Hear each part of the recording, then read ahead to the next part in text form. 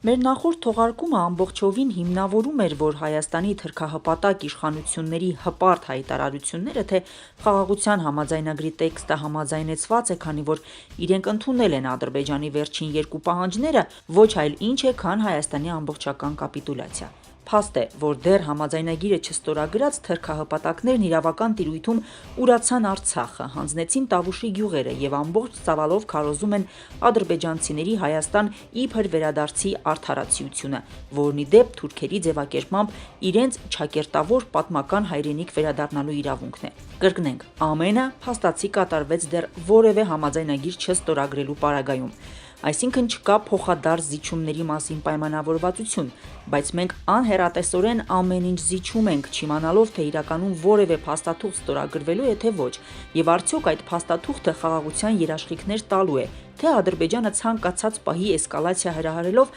պատերազմի սպառնալիքի տակ ստանալու է իր ուզածը։ Ավելին, Ադրբեջանի արտգործնախարարը հստակ հայտարարեց, որ հայերը լավ չեն պատկերացնում, որ այդ համաձայնագիրը ընդամենը շրջանակային համաձայնագիր է, խաղաղության հիմնական փաստաթղթի բանակցություններից առաջ, այսինքն սրանով միայն խաղի կանոններն են հստակեցվում, որոնք ակնհայտորեն մեր շահերից չեն բխում եւ բացառապես միակողմանի են, այսինքն Հայաստանն ամեն ինչ պետք է զիջի, որ կարողանա բանակցել խաղաղության հիմնական պայմանագրի շուրջ։ Չնայած այդ դեպքում այլևս բանակցելու կարիք չի լինի, որովհետև Հայաստանն այլևս թրքացված կլինի։ Եվ այսպես, էլ ինչ ենք զիջելու։ Ադրբեջանի առանցքային պահանջներից մեկը այսպես կոչված Զանգեզուրի միջանցքն է։ Ադրբեջանցիները պնդում են, որ այն պետք է լինի իրենց հսկողության ներքո կամ առանց որևէ արգելքի ադրբեջանցիները պետք է կարողանան օգտվել այդ միջանցքից։ Չնայած թրքահապատակ իշխանավորները անընդհատ բարձրաձայնում էին, որ Զանգեզուրի միջանցքի հարց չկա,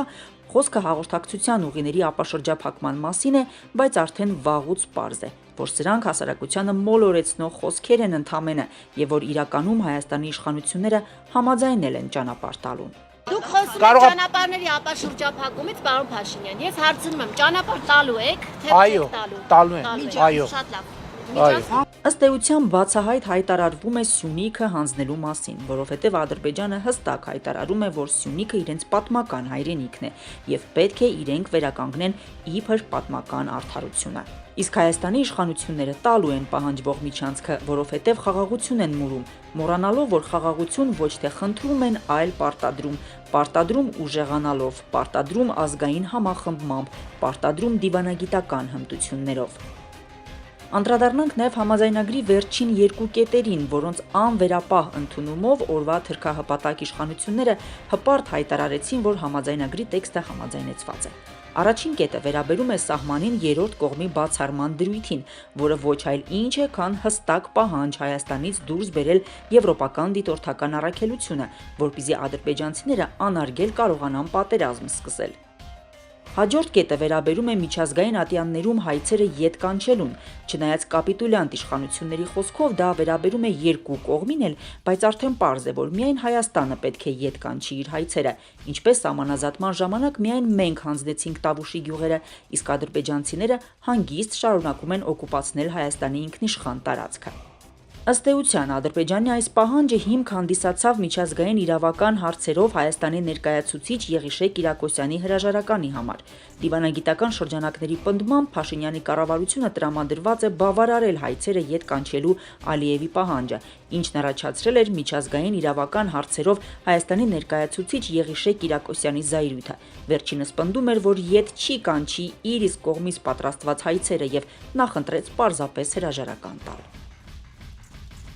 Այսպես կոչված խաղաղության համաձայնագրի վերաբերյալ բանակցությունների ավարտի մասին հայտարարություններից անմիջապես հետո ադրբեջանական գրեթե բոլոր մեդիա հարթակներով տարբեր պետական քաղաքական գործիչներ առաջ են բերում նաև լրացուցիչ պահանջներ։ Համաձայն այդ պահանջների Հայաստանի կառավարությունը պետք է ապահովի արևմտյան ադրբեջանցիների վերադարձ եւ նրանց անարգել ելումուտ Հայաստան։ Այսպես կոչված Զանգեզուրի միջանցքի բացում, այնպես ինչպես դեռ 2021 թվականի նոյեմբերին Թուրքիայի նախագահի հետ ասուլիսի ժամանակ հայտարարել էր Ադրբեջանի նախագահը։ Համաձայն այդ հայտարարության Զանգեզուրի միջանցքը կապելու է ողջ թյուրքական աշխարհը։ Հայաստանը պետք է գնա սահմանադրական փոփոխությունների կրկին Ադրբեջանի պահանջով, պետք է հատուցում վճարի Ադրբեջանին, պետք է հանդես գա ԵԱԿ Մինսկի խմբի լուծարման նախաձեռնությամբ, պետք է տեղի ունենա Հայաստանի ապառազմականացում եւ գնված զենքերի հանձնում կամ վերադարձ։ Հայաստանում պետք է դադարեցվի Արցախյան առաջին պատերազմի հաղթանակի եւ պատերազմի մասնակիցների հերոսացումը։ Պետք է փակվեն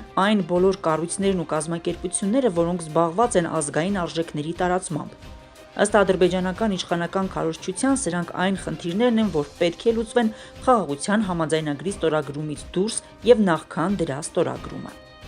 Այսինքն Հայաստանի իշխանությունը սեփական ժողովրդից գաղտնի է պահում այս կենսական կարևորություն ունեցող հարցերը։ Նպատակը մեկն է՝ իշխանության մնալու մոլեռանդությամբ թաքցնել իրականությունը, տպավորություն ստեղծելով, թե իրենք տիրապետում են իրավիճակին եւ այդ համաձայնագիրը բխում է Հայաստանի շահերից, իսկ իրականում դա այդպես չէ։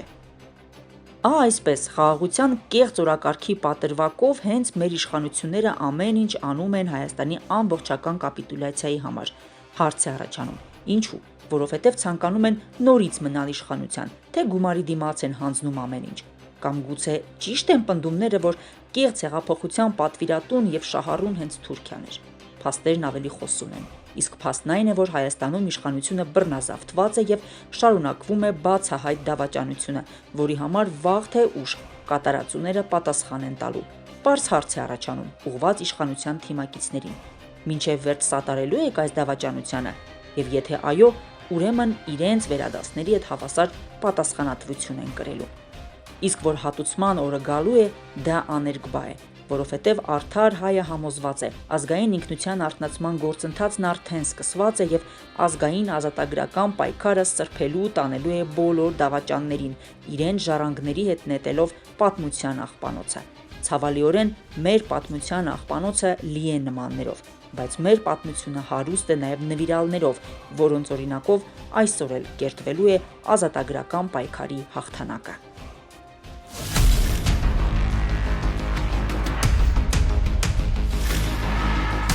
Կեղծ օրակարգերն առաջ են բերել մոլորություն, որում այսօր մեր հասարակությունն է։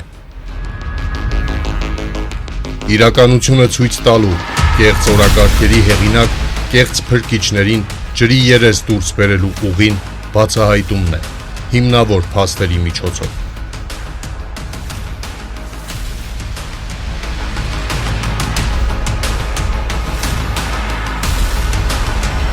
Բացահայտումը տեղի կունենա Արդար Հայեմի եթերում ամեն չորեքշաբթի ժամը 20-ին։